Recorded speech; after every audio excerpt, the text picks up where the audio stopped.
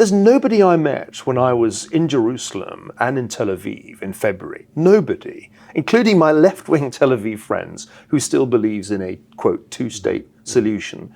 The response I got from pretty much everybody was, after October the 7th, you're going to reward them with a state? So I think that possibility has now largely gone in the region, and most people there recognize it. Quite why governments in Australia and in Europe think that they can make a Palestinian state come into existence by making bold declarations, I don't understand. Well, that immediately raises something that really troubles me. Like you, I absolutely believe that a lot of this is because we've forgotten the Holocaust. I mean, it's extraordinary. You've had people on the progressive side of politics who participated in burning the place down, in protesting against racism, real and perceived, Black Lives Matter and all the rest of it. And we suddenly find that many of those very same people are actually at heart anti-Semitic. They've fallen for the oldest prejudice, ugliest racist form of racism of all, it seems to me.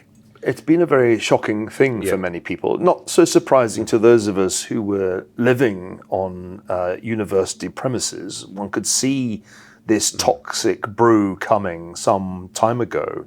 It is a toxic brew because it combines different strains of anti-Semitism. There's the old Marxist-Leninist Soviet hostility to Israel, which really goes back to the Cold War. Then there's the Islamist anti-Semitism, which has been imported into campuses by the various organizations, often subsidized from abroad, that produce student groups in support of Hamas.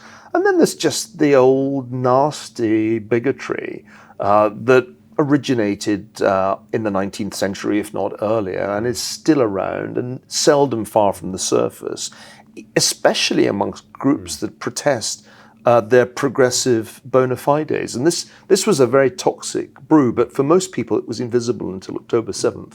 They couldn't believe their eyes when student groups, not only at Harvard, but at Columbia and at Stanford, came out in support of Hamas, the perpetrators of these hideous, unbelievably grotesque atrocities.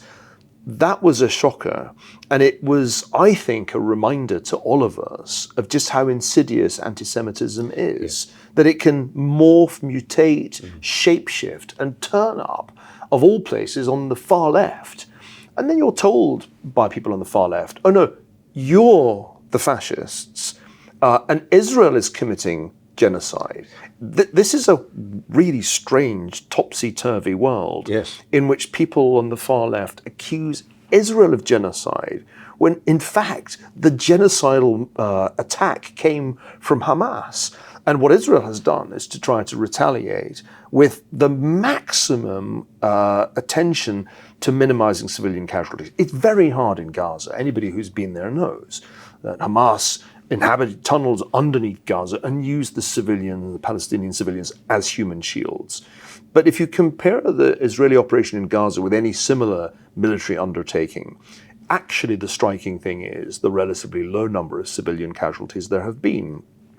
The term genocide has a history.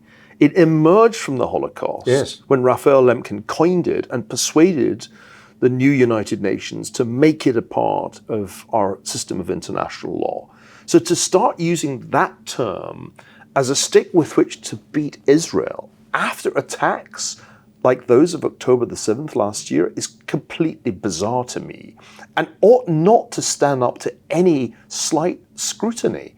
What's baffling, really baffling to me, John, is that just in the last few days, there are young people in the streets of Australian cities expressing their solidarity with the leader of Hamas. I can't think of anybody who more richly deserved to be killed than that man. And they turn out to hear him praised as a martyr and a hero of jihad. Unbelievable.